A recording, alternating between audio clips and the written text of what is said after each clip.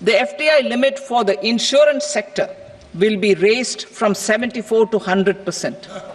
This enhanced limit will be available for those companies which invest the entire premium in India.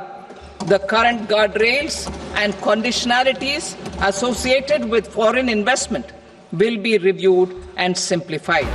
জীবন বীমা ও চিকিৎসা বীমায় 18% হারে GST ধার্য করা নিয়ে গত কয়েক মাস ধরেই সরগরম জাতীয় রাজনীতি।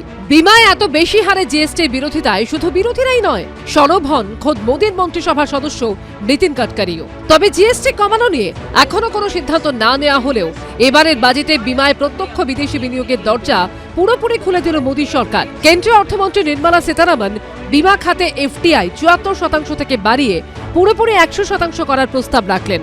এর ফলে জীবন বীমা, স্বাস্থ্য বীমা, গাড়ির বীমা সহ সব রকমের বীমার বাজারেই প্রতিযোগিতা বাড়বে।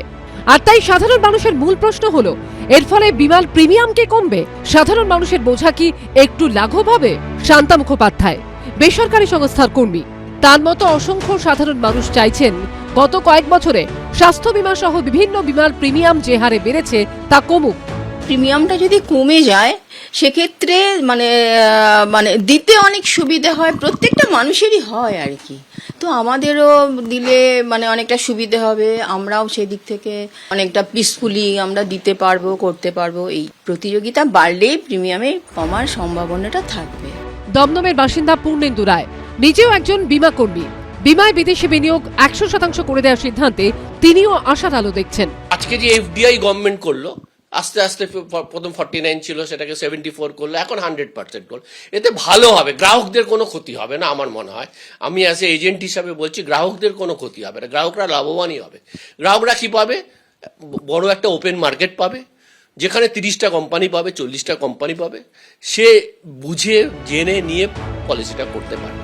প্রণব মুখোপাধ্যায় কেন্দ্রীয় অর্থমন্ত্রী থাকাকালীনই বীমায় প্রত্যক্ষ বিদেশি বিনিয়োগ 26% থেকে বাড়িয়ে 49% করার প্রস্তাব দিয়েছিলেন। সেই প্রস্তাব মন্ত্রিসভায় পাঠানো হলেও তা পিছিয়ে যায়। কিন্তু চিদম্বরম কেন্দ্রীয় অর্থমন্ত্রী হওয়ার পরই এই দুটি বিষয়ে ছাড়পত্রের জন্য উদ্যোগী হন।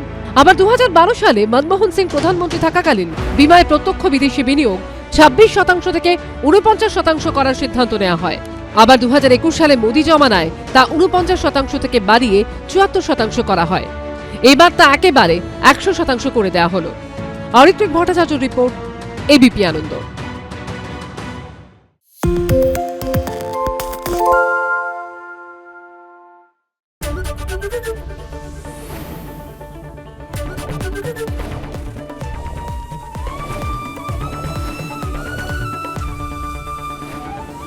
এবিপি আনন্দ এগিয়ে থাকে, এগিয়ে রাখে।